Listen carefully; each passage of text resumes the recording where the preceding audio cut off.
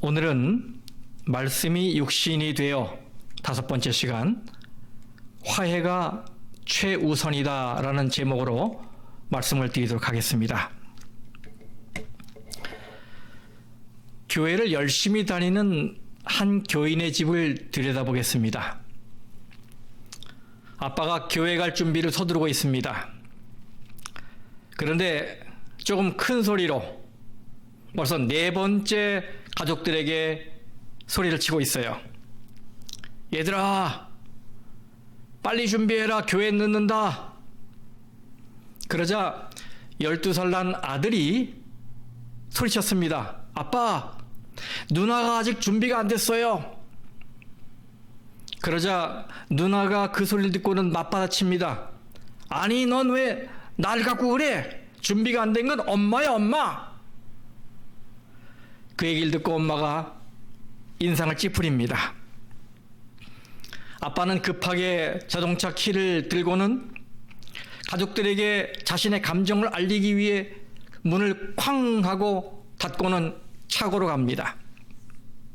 그리고 차에 타자마자 가족들이 들을 하고 빵빵 하고 경적을 울려댑니다. 그러자 엄마가 딸에게 말합니다. 예, 너 아빠한테 가서 이제 그만 시끄럽게 하고 제발 들어와서 교회에 가져갈 이 접이식 테이블을 가지고 간 다음에 그제서야 뭐 경적을 울리든 말리든 하시라고 해라. 소리를 버럭 질러댔어요. 이렇게 야단법석을 떤 이후에 몇 분 후에 온 가족이 한 차를 타고 교회를 향하게 됐습니다. 그런데 교회 이 차 안의 분위기는 굉장히 무거웠어요. 아무도 이야기를 하는 가족이 없습니다. 한참을 지난 후에 아빠가 입을 엽니다. 여보, 나는 당신이 왜 교회를 갈 때 당신 차를 안 타고 가는지 이해할 수가 없어요. 그랬더니 아내가 말합니다. 아니, 당신 일주일에 딱 한 번 우리 가족이 함께 모이는 자리가 이 차 안인데 어떻게 그렇게 말할 수 있어요? 안 그래요? 그 말을 듣고는 그것이 사실이기 때문에 이 아빠는 더 이상 대꾸를 하지 않았어요. 하지만 심기가 불편합니다. 그리고는 교회에 도착할 때까지 서로 한마디도 하지 않습니다. 그들은 교회에 도착해서 주차장에 차를 댑니다.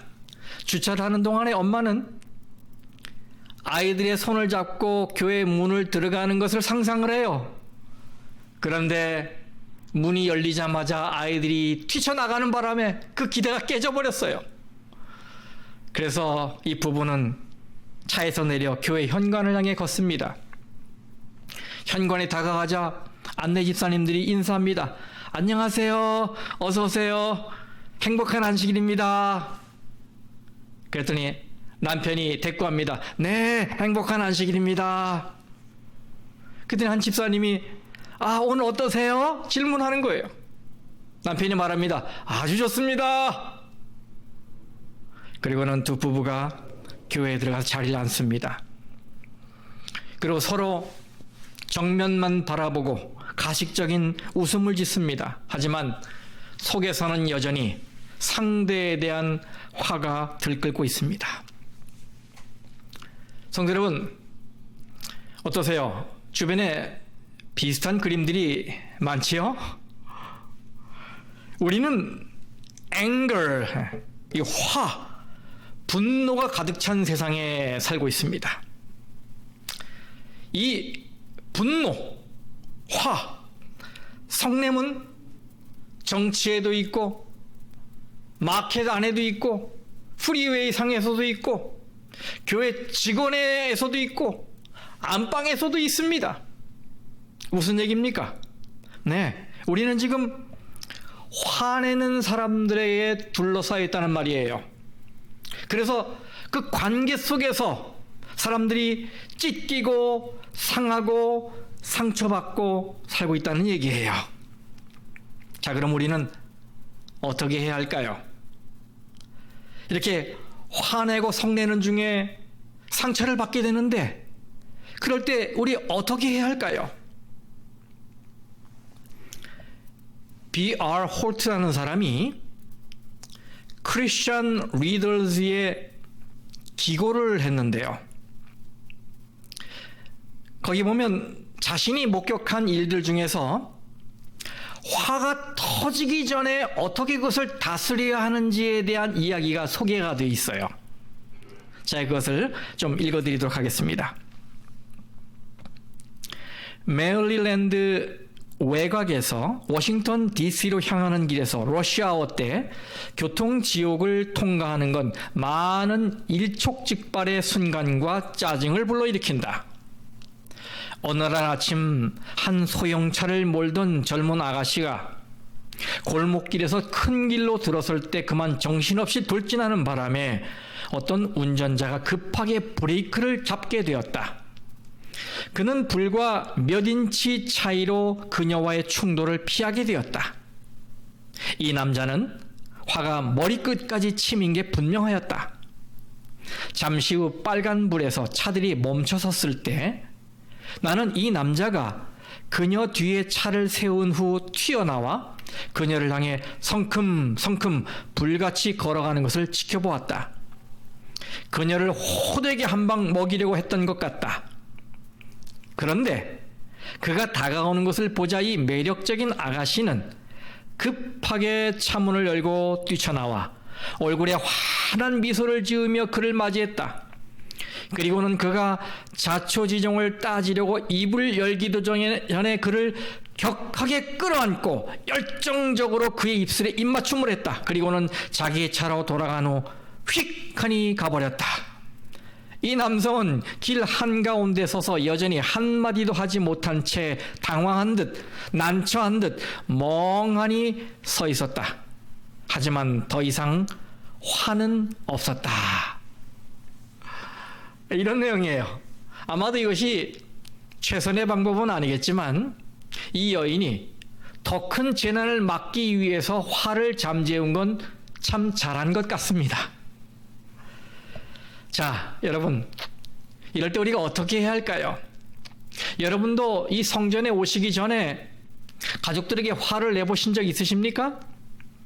그래서 교회와 앉아 있었지만은 여전히 무거운 마음으로, 그리고 들끓은 이 화를 진정시키지 못하고 마음 상한 채 앉아 있었던 적이 있으십니까? 성경은 우리에게 우리가 성전에 오기 전에 해야 할 일이 있다고 가르치십니다. 예수님은 우리의 의가 서기관과 바리새인보다 더 낫지 않으면 결코 천국에 들어갈 수 없다고 말씀하셨습니다. 그런 다음에 이 말씀의 의미를 설명하시기 위해 6가지 예를 들어주셨어요. 살인, 간음, 이혼, 맹세, 보복, 사랑. 이 6가지 예가 이 5장 나머지 부분을 채우고 있습니다. 이 각각의 예증은 2개의 관용으로 되어 있어요.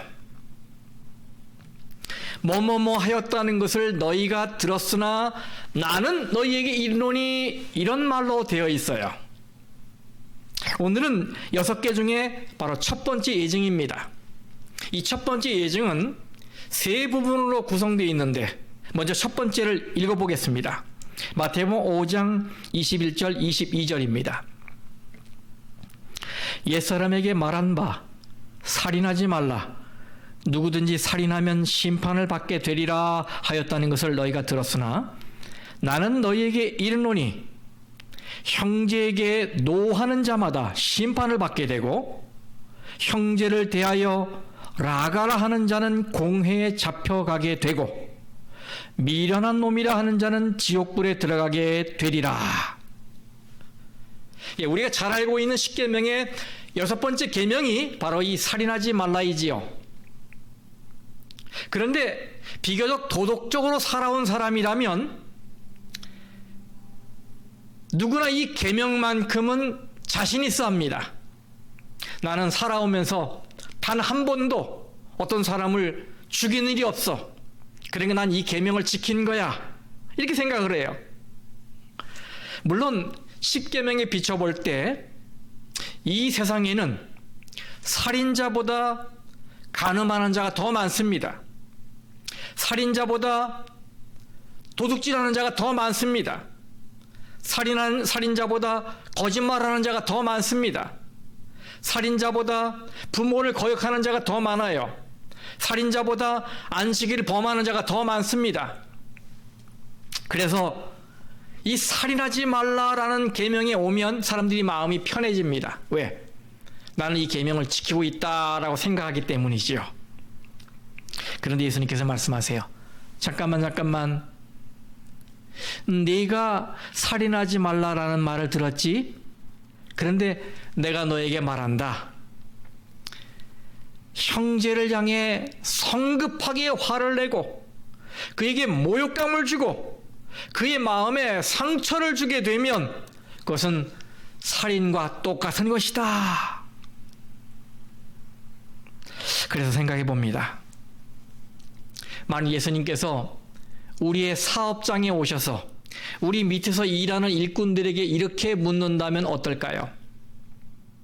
자, 너희들 상사에 대해서 내가 질문을 하나 하겠다. 그가 얼마나 너희에게 화를 내고 너희를 무시하고 너희에게 모욕을 주고 상처를 주었는가?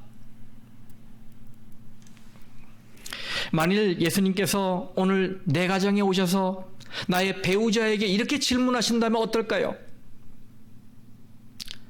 너의 남편에 대해서, 너의 아내에 대해서 나에게 말해보라. 그가 얼마나 너의 자존심을 짓밟고 무시를 하고 너에게 화를 쏟아부었는가? 혹은 예수님께서 우리 자녀들에게 이렇게 물으신다면 어떨까요? 너의 아빠와 엄마가 정신없이 화를 낼 때 너의 마음이 얼마나 상처를 받았느냐?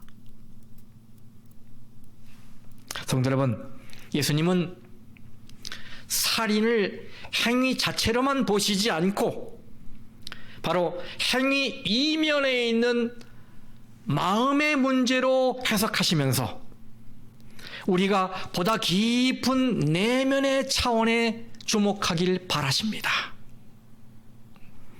여기 라가라는 말은 아람어 레카를 헬라어로 옮긴 것인데요. 이 뜻은 머리가 텅 빈 골빈 사람이라는 아주 심한 욕설입니다. 마치 일제강점기 때 일본 사람들이 한국 사람들에 대해서 빠가야로라고 하는 것과 같은 의미예요. 그 다음 미련한 놈은 헬라어 모로스를 번역한 말인데요. 이것은 그 전에 라가보다 더 악의적인 뜻을 가지고 있습니다. 영어 단어 중에 바보, 천치, 멍청이라는 의미를 가지는 모론이라는 단어의 그 의미가 남아 있어요. 이렇게 그냥 바보라는 말보다 훨씬 더 모욕적인 말이 바로 이 미련한 놈이라는 말이에요. 예수님께서 오늘 우리에게 말씀하십니다. 이제껏 너는 남을 죽이는 행동을 하지 않았으니까 이 계명을 잘 지키고 있다고 생각했지? 그런데 형제를 향해 그렇게 성급하게 화를 내는구나. 예수님은 천국 시민이 이 땅에서 어떻게 살아야 하는지를 다루시고 또 천국 시민이 어떤 의의를 가지고 살아야 하는지를 다루시면서 그들은 단순히 남을 신체적으로 다치게 하지 않았다는 것에 만족하지 말고 남을 정서적으로 감정적으로 아프게 하는 일까지 하지 말아야 한다라고 가르치고 계시는 것입니다. 예수님께서 이렇게 행동으로 드러난 문제만이 아니라 이 마음속 생각까지도 엄격하게 규제하시는 이유가 뭘까요? 그 대답이 잠언 23장 7절에 나와 있습니다. 잠언 23장 7절 대저 그 마음의 생각이 어떠하면 그 위인도 그런즉 이 마음의 생각이 행동을 지배한다 이 말이에요. 마음이 행동으로 나타난다, 이 말인 것입니다.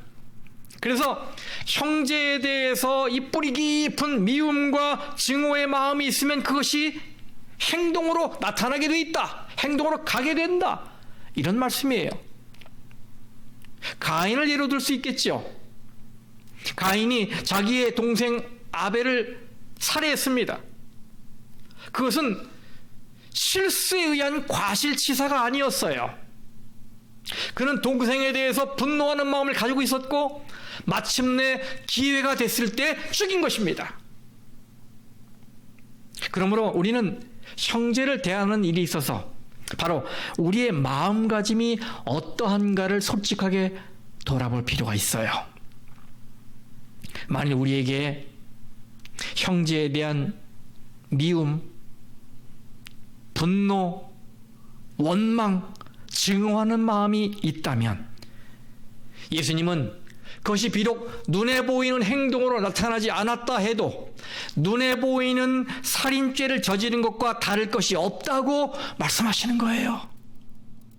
그리고 형제를 향해서 모욕적인 말을 하는 것도 살인과 똑같다라고 말씀하시는 거예요. 그런 의미에서 본다면 나는 살인하지 않았습니다 라고 손을 들 사람이 과연 있을까요? 없을 거예요. 우리는 다 이 말씀에 비춰보니까 살인자들이에요. 그러면 어떻게 해야 됩니까? 여러분, 그래서 우리는 하나님의 자비하심에 의지하여 죄 용서를 구해야 해요. 왜냐하면 살아야 하기 때문에. 이게 성경의 요한일서 3장 15절 말씀입니다. 이 말씀 같이 읽어볼까요? 다 같이 시작.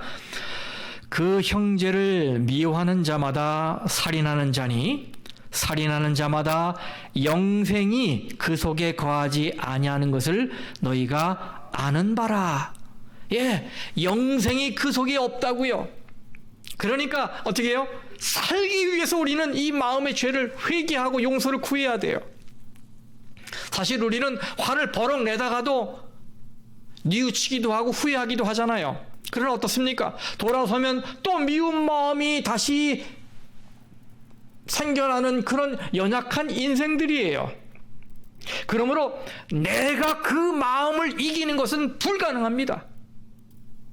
위로부터 내려오는 능력이 있지 않으면 우리는 불가능해요. 가망이 없는 사람이란 말이에요. 그러므로 성도 여러분, 성령님이 나를 주관하시도록 나 자신의 부족을 인정하시고 하나님을 의지하여 하나님이 주시는 힘으로 내 마음속 미움을 이기시게 되기를 간절히 바라겠습니다. 그 다음 말씀으로 넘어가 보겠습니다. 예수님은 여기저기서 화내는 일이 만연한 이 현장에서 우리에게 어떤 일이 일어나기를 바라시는지 예증으로 말씀하셔요. 마태복음 5장 23절에서 26절까지 말씀을 읽도록 하겠습니다. 마태복음 5장 23절에서 26절입니다. 그러므로 예물을 제단에 드리려다가 거기서 내 형제에게 원망 들을 만한 일이 있는 것이 생각나거든 예물을 제단 앞에 두고 먼저 가서 형제와 화목하고 그 후에 와서 예물을 드리라. 너를 고발하는 자와 함께 길에 있을 때에 급히 사화하라. 그 고발하는 자가 너를 재판관에게 내어주고 재판관이 옥리에게 내어주어 옥에 가둘까 염려하라. 진실로 내게 이르노니 네가 한 푼이라도 남김이 없이 다 갚기 전에는 결코 거기서 나오지 못하리라. 아멘. 예수님은 먼저 남을 신체적으로 상해하지 않은 것으로는 충분하지 않고 그의 정서, 그의 감정을 다치게 하는 일을 하지 말아야 한다고 말씀하셨어요.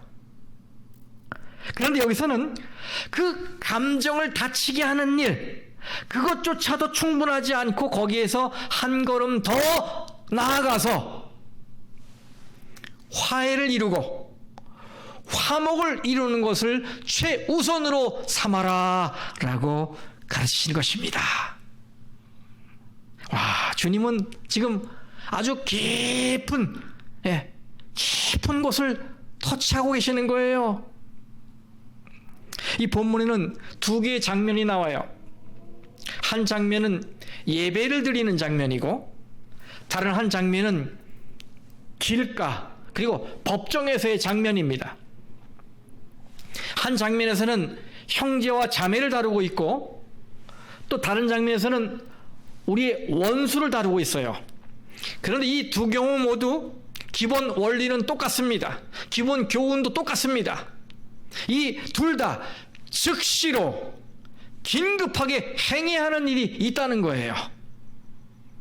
자, 이 두 예정을 좀 살펴보겠습니다. 23절, 그러므로 예물을 제단에 드리려다가 거기서 내 형제에게 원망 들을 만한 일이 있는 것이 생각나거든 예물을 제단 앞에 두고 먼저 가서 형제와 화목하고 그 후에 와서 예물을 드리라. 여러분, 한 사람이 제단 앞에서 예물을 드리려고 하고 있습니다. 예배 중에 예물을 드리는 행위는 우리가 하나님께 할 수 있는 행위 중에서 가장 고상하고 아름답고 좋은 행위입니다. 그런데 예수님 말씀하세요. 네가 네 신앙생활에서 가장 중요하다고 생각하는 예배와 또 헌신을 상징하는 예물을 드리려고 하다가 갑자기 어떤 사람과의 관계에 틈이 있는 것을 생각나거든 그 예물을 그대로 내려놓고 먼저 그 틈을 수리한 이후에 와서 그 예물을 내게 드려라 라고 말씀하시는 것입니다. 이 말씀의 의미는 뭘까요? 바로 이런 것입니다. 바로 옆에 있는 내 자녀의 손을 꼭 잡고 이렇게 말하는 거예요. 아들아, 딸아, 내가 너의 마음을 아프게 했구나. 미안하다. 용서하라. 용서해라. 이렇게 말하는 거예요. 또 이 말씀은 나의 배우자의 손을 잡고 이렇게 말하는 것입니다. 여보, 내가 잘못했어요. 용서해 주세요. 이제 앞으로는 더 잘할게요. 이렇게 말하는 거예요. 여러분, 잠시 좀 실습 좀 해보실까요? 이게 잘 안 돼. 그렇죠? 옆에 누가 없으면 그냥 혼잣말로 해보세요. 내 마음을 아프게 한 것 때문에 미안해. 용서해줘. 이제 앞으로는 더 잘할게. 한번 해보세요. 해보세요. 너의 마음을 아프게 한 것 미안해. 앞으로는 더 잘할게. 이렇게 하라는 거야. 이렇게 하라고. 그래, 누군가 이렇게 질문할지 모르겠어요. 목사님, 솔직히 말해 우리가 살면서 어떻게 아무런 문제 없이 아무런 균열과 틈 없이 살 수 있습니까? 화를 내지 않고 사는 게 가능합니까? 네, 맞지요. 화가 나지요. 화가 많은 세상에 우리가 살고 있지요. 어떤 경우에는 내가 원하지 않는데 내가 연루되어 있는 그런 경우를 당하든지, 어떤 때 갑작스럽게 사고를 만나든지 병에 걸리든지, 또 요즘같이 이 어려운 때 갑자기 직업을 잃어버리는 이런 경우에 화가 나지요. 저도 이번에 2번이나 도난을 당했어요. 이 2번째 도난당한 물품들은 저에게 아주 중요하고 제가 아주 아끼는 물건들이에요. 그런데 도난당했다고 생각하니까 화가 치밀어 와요. 솔직히 화가 치밀어 와요. 그러면서 이 말씀을 연구하는 거예요. 지금요. 어떻게 해야 되나 이걸. 때때로 화는 긍정적이고 건강한 감정일 수 있어요. 하지만 그렇더라도 주님은 이럴 때 이렇게 하라고 권고하시는 것입니다. 첫 번째, 화를 절대로 어떻게 내지 마라? 급하게 내지 마라. 급하게 내지 마라. 화는 인생 여행 중에서 거치는 과정이지 목적지가 아니다. 그래서 화가 나는 상황에서 화를 내는 건 어쩌면 당연할지 모르겠지만 그때라도 절대로 잊지 말아야 할 것은 그 화에 죽기 살기로 빠져 있지 말라 이거예요.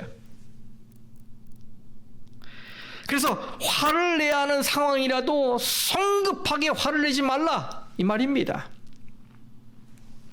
왜냐하면 이 빠르게 화를 내면 잃어버리는 게 많기 때문이에요. 그래서 야고보서에 뭐라고 말씀하셨어요? 1장 19절에 내 사랑하는 형제들아 성내기도 뭐하라? 더디하라. 성내기도 더디하라. 기억하십시오. 성급하게 화내면 잃는 게 많아요. 그 다음에 두 번째는 이 참 쉽지 않지요. 화를 내더라도 뭐 하라고요? 존중하라. 존중하라. 참 쉽지 않은 일이에요. 화가 나면 이성을 잃게 되고 할 말 못할 말 다 하게 되는 게 사람들의 모습 아니겠습니까? 또 하고 나서 또 이렇게 후회하고 어려움당하고 그러잖아요. 어떻게 하면 화를 내면서도 존중할 수 있을까요? 성경에는 에베소 4장 26절 27절에 분을 내어도 죄를 짓지 말라 그랬어요. 죄를 짓지 말라. 해가 지도록 분을 품지 말고 마귀에게 틈을 주지 마라. 그 주님 말씀하시는 거예요. 너희는 화를 내게 되더라도 그 화낼 때 절대로 상대를 폄하하거나 상대에게 모욕감을 주지 마라. 상대를 애써 끌어내리려고 하지 말라. 화를 내는 것과 존중하는 것, 이 둘 다를 할 수 있는 것이다 말씀하시는 거예요. 굉장한 지혜가 필요하겠죠. 여러분 화가 날 때마다 이제는 존중이라는 말을 좀 떠올리시기 바랍니다. respect. 존중. 화가 막 치밀어 오를 때 존중 생각하십시오. 그러면 화를 내더라도 죄를 짓지 않게 될 거예요. 그래서 내 감정만 얘기해요. 상대를 막 깔아내리려고 하지 말고 내가 지금 화났다는 감정만 얘기해요. 존중 생각하십시오. 화를 내더라도 존중하라는 거예요. 그리고 세 번째는 화해를 최우선으로 삼으라는 것입니다. 이 본문에 이렇게 말씀하고 있잖아요. 마태복음 5장 24절에 예물을 제단 앞에 두고 먼저 가서 어떻게 하라고요? 형제와 화목하고 그 후에 와서 예물을 드리라. 먼저 화목이에요. 먼저 화목. 두 번째 예증인 이 거리와 법정에서의 싸움에서도 같은 권면을 하고 계세요. 25절이지요. 너를 고발하는 자와 함께 길에 있을 때에 급히 사화하라. 이 사화하라는 말은 얼른 풀라. 얼른 화해해라 이 말이에요. 빨리 풀어라 이거예요. 사실 이 화는 본성적으로 커지게 돼 있어요. 점점 커지게 돼 있어요. 한 아이가 옆에 아이를 꼬집으면 그 아이는 움켜쥡니다. 한 아이가 발로 톡 차면 그 상대 아이는 발로 걷어찹니다. 그래서 여러분 처음에는 그저 꼬집는 것으로 시작했는데 나중에는 어떻게 번져요? 부모들의 싸움으로까지 번져요. 우리는 이 화가 점점 커지는 이런 모습들을 많이 보아왔지요. 화는 커지게 돼 있어요. 그러므로 만일 여러분이 어느 순간에 화가 났다면 절대로 신속하게 화를 내지 마시기 바랍니다. 그리고 존중, 죄를 짓지 않도록 상대를 존중하면서도 화를 내는 지혜를 발휘하세요. 그리고 화해를 최우선으로 하시기 바랍니다. 예수님 오늘 우리에게 이 형제와 화목하는 것이 우리가 하나님께 드리는 어떤 값비싼 예물보다 더 우선되는 것이라는 것을 강조하시고 계세요. 다시 말하면 우리가 하나님께 드릴 수 있는 최고의 예물은 뭐라고요? 형제와 화목하는 것입니다. 형제와 화목하는 것. 그게 최고, 최상의 예물이에요. 오늘 예수님 우리의 마음에 속삭이십니다. 외적으로 의로운 사람들에게는 상대를 살인하지 말라라는 말씀이면 충분하다. 그러나 내적으로 의로운 사람에게는 상대의 마음을 아프게 하지 말라라는 말씀까지 나아가야 한다. 그러나 더 깊은 천국의 의를 소유한 사람들에게는 따라하십시오. 화해가 최우선이다. 한 번 더요. 화해가 최우선이다. 그렇습니다. 천국의 의를 소유한 사람은 소극적으로 뭔가를 하지 않은 것으로 만족하는 사람이 아니라 적극적으로 뭔가를 해서 변화시키는 사람입니다. 이렇게 예수님은 우리에게 좀 더 깊은 의 가운데로 들어가도록 우리를 초청하고 계십니다. 그래서 저는 이 로마서의 말씀을 참 좋아해요. 로마서 12장 18절 말씀입니다. 할 수 있거든 너희로서는 모든 사람과 더불어 어떻게 하라? 화목하라. 바울은 알고 있어요. 우리가 지금 이 깨진 세상에 살고 있다는 걸 알고 있어요. 그래서 모든 관계들이 같이 있다고 해서 화해되는 것은 아니라는 걸 알고 있어요. 그래서 무슨 말을 하는 겁니까? If it is possible. 할 수 있거든. 할 수 있거든. 가능하다면 모든 사람과 평화롭게 지내십시오. 이것은 단순한 윤리나 도덕이 아니고 내적인 의만도 아니고 더 깊은 천국의 의입니다. 천국의 의를 소유한 성도에게는 예물이나 예물보다 이웃사랑 그리고 화해가 먼저입니다. 그러나 성도 여러분, 오늘 이 시간에 남에게 육체적으로 상해를 입히지 않은 것으로 만족하지 마시고 또 남의 마음을 아프게 하지 않은 것으로 만족하지 마시고 할 수 있거든 모든 사람과 평화롭게 지내고 모든 사람과 화해하며 사시기를 간절히 바랍니다. 그렇게 결심하십시오, 여러분. 어쩌면 주님께서 오늘 저녁에 우리의 마음에 어떤 사람의 얼굴을 떠올리게 하실지 모르겠어요. 어쩌면 주님께서 우리의 마음에 어떤 이름들이 떠오르게 하실지 모르겠어요.